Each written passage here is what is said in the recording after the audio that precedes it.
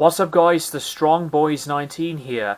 Today is going to be sort of a re-ranking video because let's just say that things have changed for me since I have been listening back to this Black Sabbath discography, and I have done an original album ranking video for pretty much a year, but I think that discography was pretty good from the placement of the albums, and I think for my list, this is for me the most comfortable way that I would rank these Black Sabbath albums. Before I start, there is not a single bad Black Sabbath album. There is a record that you may love or dislike more than me, but for me this is the list of my personal opinion, and I would love to see your list in the comments below. Please share it and share this video to other Black Sabbath fans worldwide, and be sure to check out every review of these albums that I have done on the channel. Some opinions have changed over time, and I will say them in this video as well. So I'm only going to be doing the 19 studio albums by Black Sabbath, and I will be tackling into the Devil You Know album, and I will review it since one of my subscribers did mention it to me a while back. But with all of these words being said, let's jump right into the list. Coming in at number 19, it is Forbidden. Now this album, for me, being the lowest ranked in this discography, is not a bad album. For me, I really do like Forbidden for what it is, besides the production that is so stale in places, and even some of the tracks do not gel with me. Like The Illusion of Power, to me, is potentially the worst Black Sabbath song.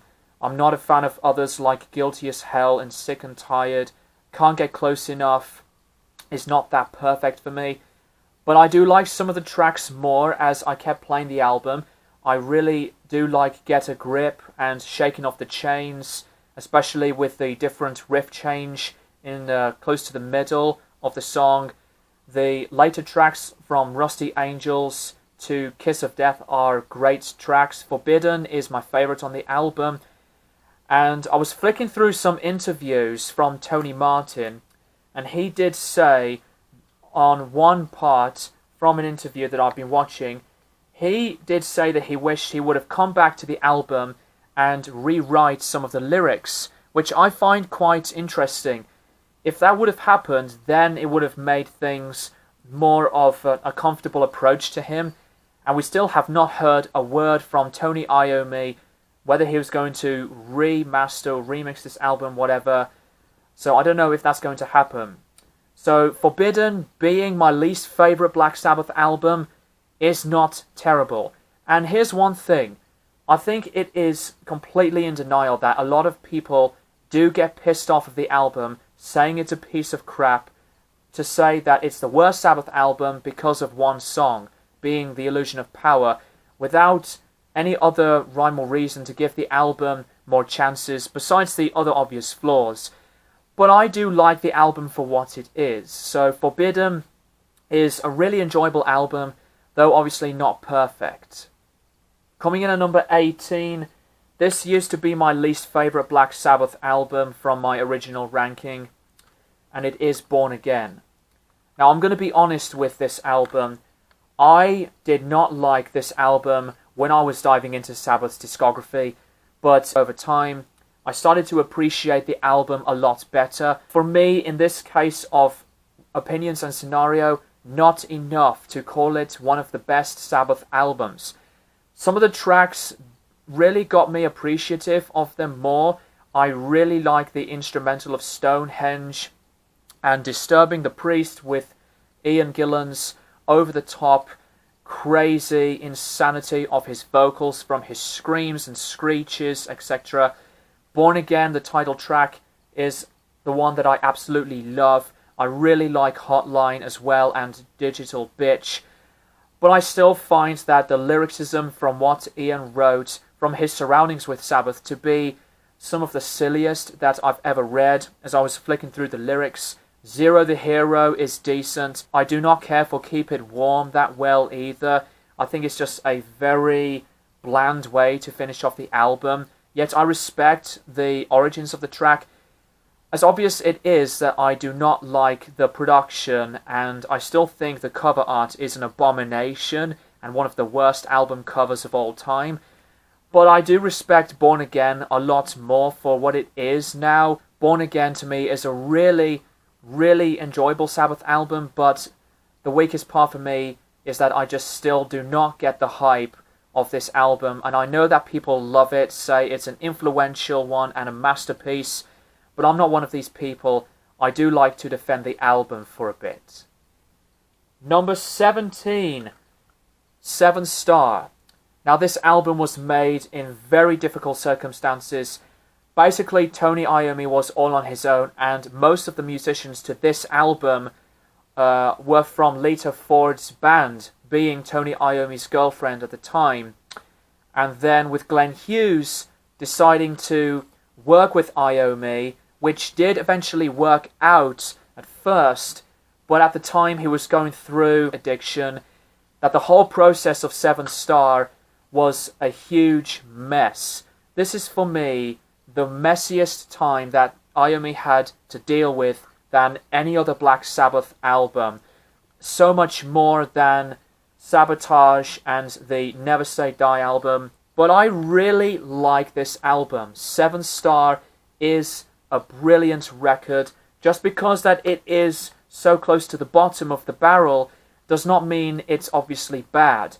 The tracks that I really like a lot on the album, the opener, In for the Kill, with its very instant, aggressive tone, to some of the ballads, No Stranger to Love is fantastic, and I do love the title track of 7 Star.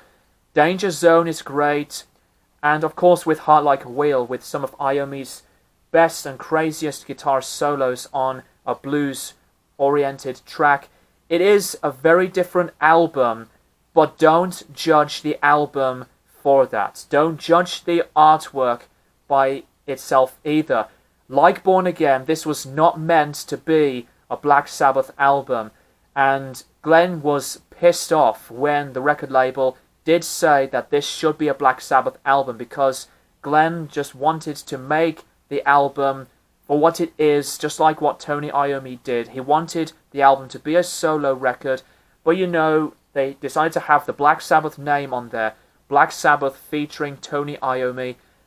But I think 7 Star is a really great, underappreciated Black Sabbath album.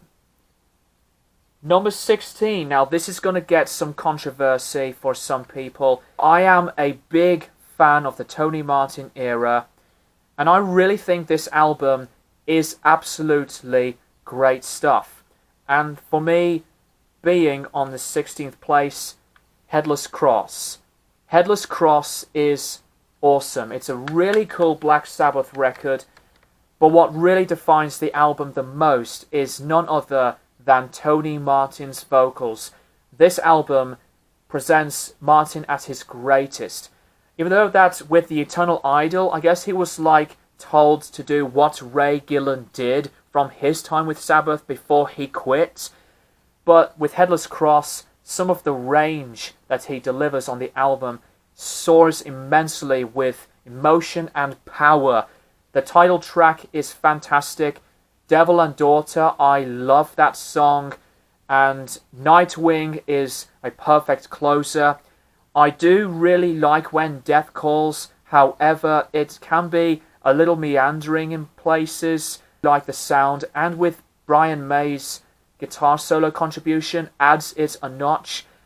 I still don't think that the second half is as brilliant as the first half. The production is worth more of a comfortable listening to me on the production than 7 Star, because the sound to this album is really heavy. It is one of the darkest, if not maybe the darkest Black Sabbath album. It has a lot of creepy atmosphere and powerful delivery. No question about it. It is a fantastic record, but not one of my favourites. in the whole discography. Number 15, it is definitely for me Never Say Die. Now, a lot of people do think this album is not a great record, or some people love this album. This album took me a lot to appreciate, but I did get it in the end. But I wouldn't put this in as one of the great classic albums in Sabbath's discography. This was at a very messy time. You know, with the band going through a lot of the intense, difficult environments, especially with Ozzy going through his cocaine and the alcohol addictions, and to hear him say that this is the worst thing he's ever done with Black Sabbath is, I'd say, pretty much a shame. This album was not a favourite for me, but I do like the album a lot more. The title track is really good, to the very eerie, weird synthesizer package of the track of Johnny Blade and the jazz, personal, lyrical influenced number of Junior's Eyes. I do like Shockwave as well as Over to You, that grew on me. But Air Dance is my favourite song on the record and always will be my favourite underrated Sabbath song of all times. I actually do like Swingin' the Chain. I know it's a very unusual number to finish off the album with Bill Ward on lead vocals for the last time. And by the way, it's not Ozzy Osbourne on the harmonica, it was somebody else. It's a very bluesy number, and I do get it and understand that people do want to hear Sabbath in the heavier stages, but on this album, Black Sabbath decided to go into the basics of returning back to the blues rock sounds, because obviously before they were known as Black Sabbath, they were a blues rock style band basically.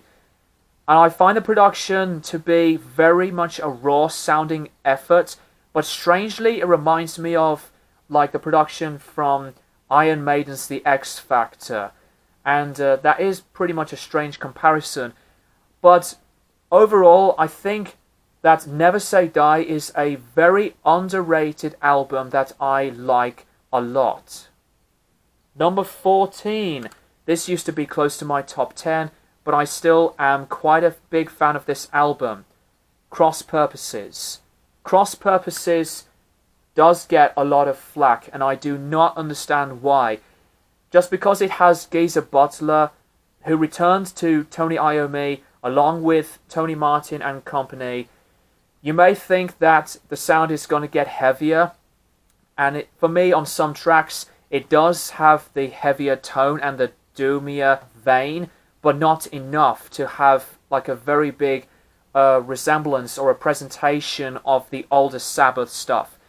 Some amazing songs to this album, like Eyewitness to the great track of Cross of Thorns, Psychophobia, my favourite on the album, and also Back to Eden to Evil Eye and Immaculate Deception, and the very dark track of The Hand That Rocks the Cradle. Virtual Death is the one that I never really got into that well. Same goes with Dying for Love, besides the beautiful lead guitar works from Tony Iommi. I think with Martin's vocals on the album, they kind of lack a little bit of something powerful and more emotional sounding, like the previous few Sabbath albums that he did. But I really enjoy Cross Purposes. Still stand by my opinion that it is one of the topmost, sadly, and underrated Black Sabbath albums. And also, Bobby Rondinelli's drumming on this album is fantastic. Bobby did a really good job on the kit. Cross Purposes deserves a lot of the better and positive attention. Number 13. Now, this album was going to be exactly very close to the top 10, but for me to think about the album heavier, and since that I did a re-review of this album, I think the album is very comfortable for this placement. 13. I know that people do get critical on this album, most notably on the production and the instrumentation, but I still stand my opinions that 13 is a really good album to conclude the Black Sabbath discography.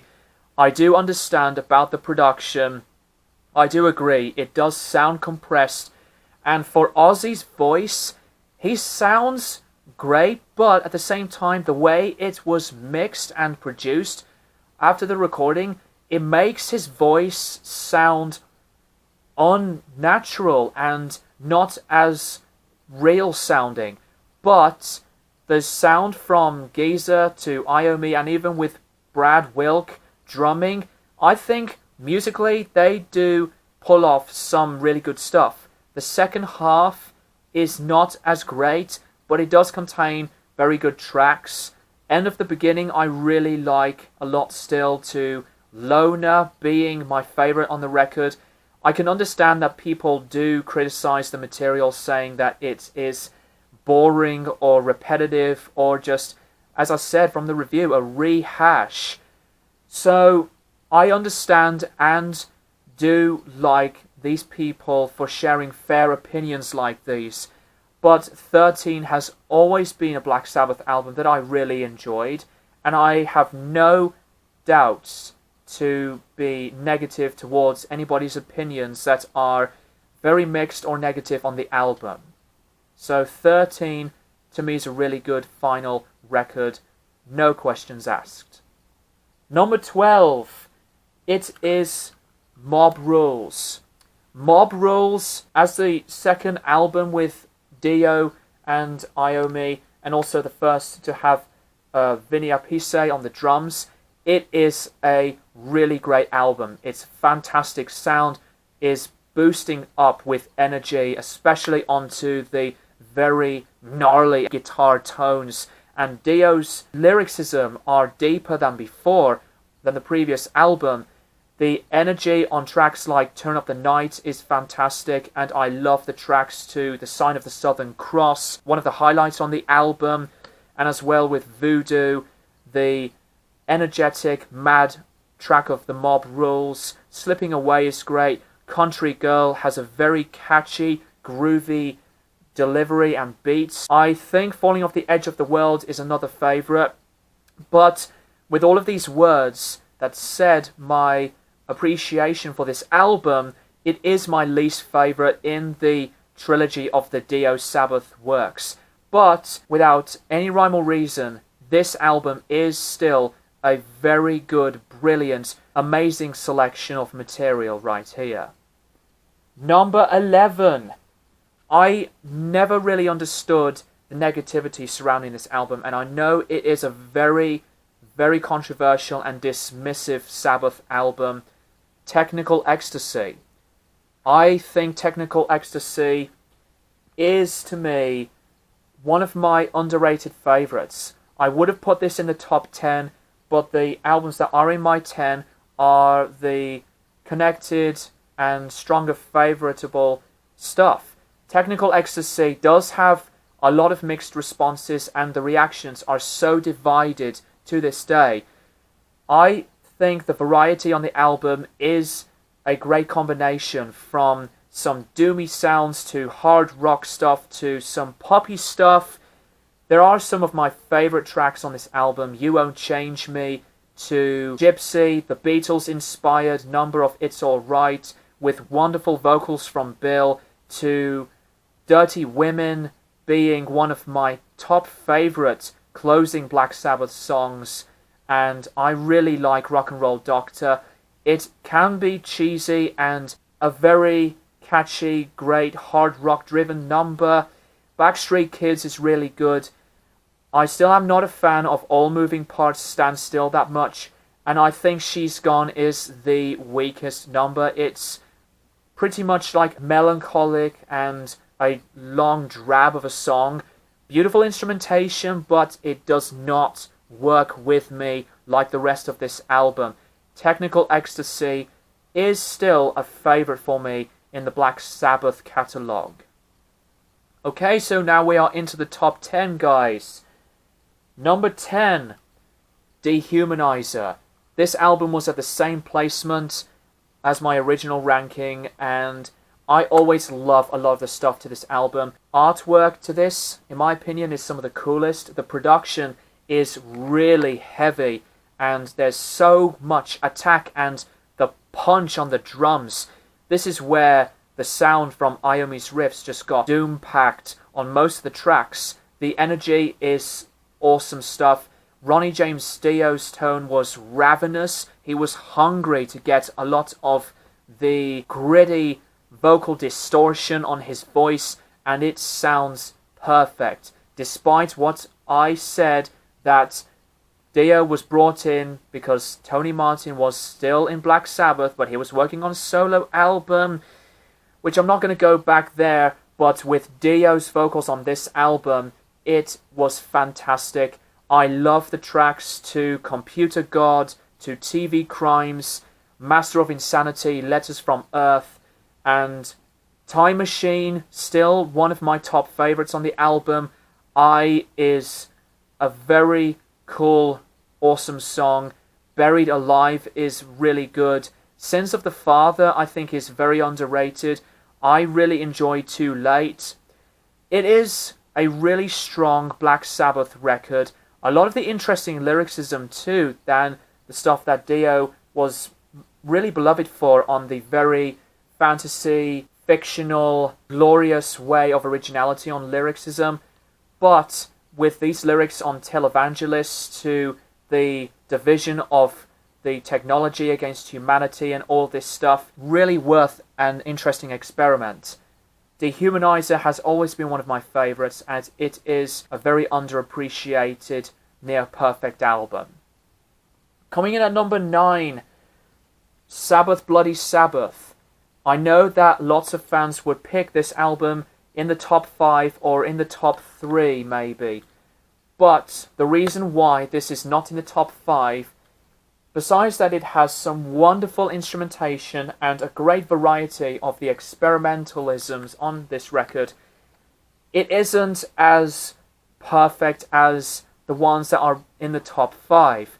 Love the title track of Sabbath Bloody Sabbath with its iconic riff, to the deeper aggression later on in the song, to Sabracadabra, my favourite song on the album, and the beautiful instrumental of Fluff, Who Are You? It was actually Iommi that did compose the music on it. Looking For Today is an excellent number, very catchy, and I love the chorus to it, especially with Ozzy's vocals on there. Spiral Architect is an awesome closer.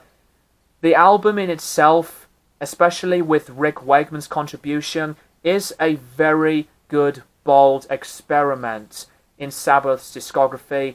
And I know that they were going through a lot of very creepy and scary, haunting times with pulling pranks, but to hear some incidents of fire erupting, it was a pretty crazy time. But for an album like this, Sabbath Bloody Sabbath is a fantastic, great album. Number 8, Tear. Tear, to me, is one of the tremendous albums that still sadly gets overlooked. I love this album. I love this album for a lot of reasons. What stands out a lot, as well as the great guitar work, is Jeff Nichols as one of the later main members for Black Sabbath. His keyboards playing on this album definitely boosts the sound up, and I know that people say that it's something like a small power metal-ish kind of sound, but since to me it's a Black Sabbath album, there is still a lot of these great collections of riffs, and the tracks to themselves, Anu Mundi, to The Lawmaker, Jerusalem, The Sabbath Stones. The first half is perfection. The second half is really good. From the little medley from the Battle of Tyr to Valhalla, really cool stuff. Feels Good to Me is the only one that not drags the length, but is on a bit of a downward slope, but it was a decent track. The rest of the album, though, pure brilliance of Martin's vocals and the blazing musicianship. Passion was there for this album. Tear is, without any shadow of a doubt, one of the top best Tony Martin Black Sabbath albums. Number 7, Master of Reality. Master of Reality, a fantastic follow-up to Paranoid, fuzzy guitar sounds, and some more of the deeper lyricism, including the worries of the Christianity and some pretty psychedelic, awesome ways on some later tracks like Into the Void and the drug-related number of Sweet Leaf being my favourite on this album. I love the other ones like Orchid to the brief 30-second instrumental of Embryo, Children of the Grave, and Solitude being one of my favourite ballads from Sabbath of all time. My main issue that I have with the album is it's too short. This is the shortest Black Sabbath album, below 35 minutes, by just 30 seconds less to make it to 35 minutes, which is a shame because it would have been a better album if there was going to be one or two more tracks or to extend some of the instrumentals longer. But Master of Reality is a strong Black Sabbath record. Number 6, The Eternal Idol. The Eternal Idol is always my favourite Tony Martin Black Sabbath album. And I know that it was originally Ray Gillen that was going to be the next potential singer, and also Dave Spitz was present at the time, but both of them decided to quit. Bob Daisley wrote the lyrics to this album, so it was not Tony Martin at all. But I think for Tony Martin to step up with his shoes and his range to somewhat replicate or make something similar to Ray Gillen's vocals on this album, he pulled it off. I adore a lot of the songs to the album. The Shining is still my favourite Martin Sabbath track. Ancient Warrior is another phenomenal number. Some of these punchy and intensifying numbers like Glory Ride and the Evil Sinister, The Eternal Idol. Some hard-rocking, catchy delivery on Hard Life to Love and Born to Lose. Scarlet Pimpernel is another classic gem of an instrumental. I think the album cover as well, even though that the company that made the statue refused permission, is one of my favourite Sabbath album covers. The Eternal Idol has still been one of the best Sabbath albums in my opinion, that it deserves to be into this close to top 5 spot. Now we're into the top 5, guys. Number 5 is the debut. Black Sabbath's first album to begin the discography, and I can agree that this was a very early pioneer of heavy metal, but I think Paranoid is really where heavy metal was truly the growth and the defining moment. With this album, it's absolutely brilliant stuff. You got the intensifying, brutal opener, the Doom track of Black Sabbath, to tracks that are bluesy like Behind the Walls of Sleep and The Wizard. The best song of the album, N.I.B., and I love that Black Sabbath were really finding their own identity and the ways of who they would later become to be such a big, original, massive titan of an iconic band in music history, period. The production, I think, was very, very good, and this is still one of those Sabbath albums that ages very, very well, as much as a lot of the Sabbath albums later on after this record. They haven't found their sound yet, but they were really growing their paths and their sound and identity on this album until later on. The first Black Sabbath album is, to me, a tremendous, near-perfect debut of a classic album. Number 4, this used to be my favourite Black Sabbath album, and if you have seen my original rankings video, you know which one I'm talking about. It is Paranoid. Paranoid is still a classic album. However, I do understand that people just don't want to hear the very obvious, overplayed, and quite frankly, overrated singles of Paranoid and Iron Man. But despite that, this album delivers some more intensity. It delivers some outstanding yet brutal imagery onto the music and the lyricism, the political classic opener of War Pigs, psychedelic, jazzy, Django Reinhardt-inspired lead guitar work on Planet Caravan, the anti-drug number of Hand of Doom, the skinhead lyricism on the last track, Fairies Wear Boots. I think with this kind of placement, for me, it is very, very comfortable and acceptable. Still remains as a very important and highly beloved and influential masterclass of the path of heavy metal as a whole. Number 3, Volume 4. As I said from my review, it definitely is a cocaine album. Black Sabbath around this time was going through so many crazy, messed up times because of them getting into the habits of buying and snorting more cocaine, and cocaine does a lot of these trippy and uncompromising things, but with this material to the album, it is some of the best material Black Sabbath had done. Supernaut is the classic, and the loud crashing cymbals to the lead guitar work, and Ozzy's vocals were phenomenal to Snowblind as well, being another favourite. I love the tracks to Under the Sun and the beautiful, sweet Laguana Sunrise, Wheels of Confusion / The Straightener.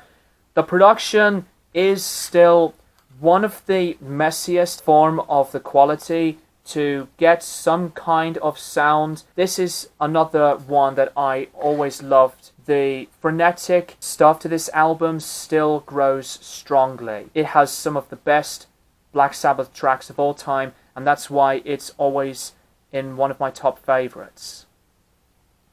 Number 2, now this album could have been at number 1 just because of how much I adore and love this album. Number 2, Heaven and Hell. This is the album that defines one of the truest, powerful, and most glorious follow-ups to any follow-up of heavy metal. The production was so crisp and clean. The vocals from Ronnie James Dio for the first time after being recommended from Sharon Arden. The quality onto his vocals, full of soul, emotion, and the big punching power of the soaring instrumentation of Neon Nights, one of my top 5 ever favorite Sabbath opening tracks, to Children of the Sea being very melodic and gorgeous. Lady Evil, underrated, but I love that one. The title track of Heaven and Hell is perfection. And the second half as well. I love Walk Away, To Lonely Is the Word, Wishing Well. The first album as well to have Jeff Nichols on keyboards. He added some lovely textures up until he became a full-time Sabbath member on the 7 Star album.